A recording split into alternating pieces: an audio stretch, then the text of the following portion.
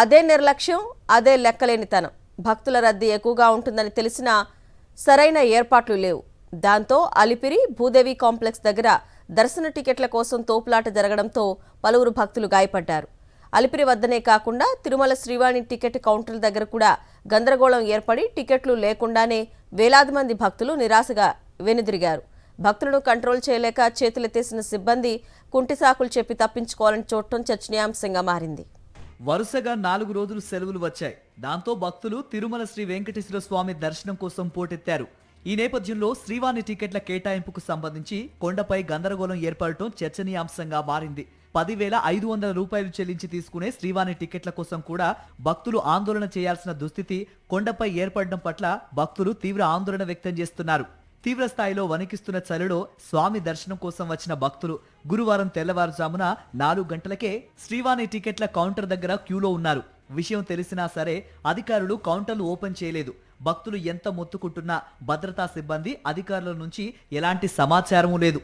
అసలు శ్రీవాణి టికెట్లు జారీ చేస్తారా లేదా అన్న సమాచారం కూడా లేకపోవడంతో కొండపై భక్తులు నిరసనకు దిగారు.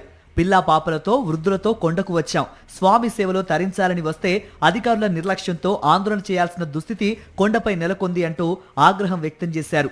ఈ నేపథ్యంలో కొండపై భక్తుల ఆందోళనకు దిగటం, రోడ్డుపై బైఠాయించి వాహనాల రాకపోకలకు అడ్డుకోవటం అనేది తిరుమల చరిత్రలో మరొక దురదృష్టకర అధ్యాయమని ఆధ్యాత్మికవాదులు అంటున్నారు.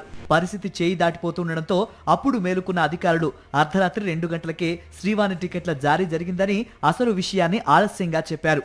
ఒక పక్క చలిలో భక్తులు వణికిపోతున్నా సరే సమయానికి వారికి సమాచారం ఇవ్వకుండా ఇబ్బంది పెట్టడం టీటీడీ నిర్లక్ష్యానికి అద్దం పడుతోందని భక్తులు మండిపడుతున్నారు.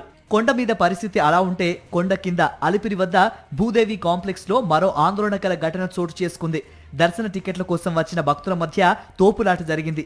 ఈ సందర్భంగా ఉద్రిక్త వాతావరణం నెలకొంది. పరిస్థితిని అదుపు చేసే పేరుతో లాఠీలకు పని చెప్పారు భద్రతా సిబ్బంది. పోలీసుల దురుసు ప్రవర్తనపై భక్తులు తీవ్ర ఆగ్రహం వ్యక్తం చేస్తున్నారు. గతంలో తోపులాట జరిగి భక్తులు చనిపోయారని, ఆ దురదృష్టకర ఘటన నుంచి పాఠాలు నేర్చుకోలేదనే విమర్శలు టీటీడీపై వెల్లువెత్తుతున్నాయి. వాళ్ళ మెయింటెనెన్స్ అనేది బాగుండాలంటే ముందుగా పద్ధతిగా ఆపేసి ఉండాలి. ఆపలేదు.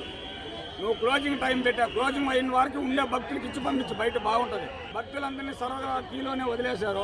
మేము ఉండే భక్తుల వారికి టోకన్లు ఇస్తామన్నారు. ఇప్పుడు మేము దగ్గరికి వచ్చే కాడికి మీ టోకన్ లేవు, వెళ్ళిపోమంటున్నారు. కాకపోతే దగ్గరికి వచ్చిన తర్వాత పంపించారు. పంపించేసి మాకు ఎన్నో చేయలేదు, మైక్ లోగా చేయలేదు. వచ్చిన తర్వాత లోపల కౌంట్లో అమౌంట్ ఇస్తారని మూస్తారు సార్.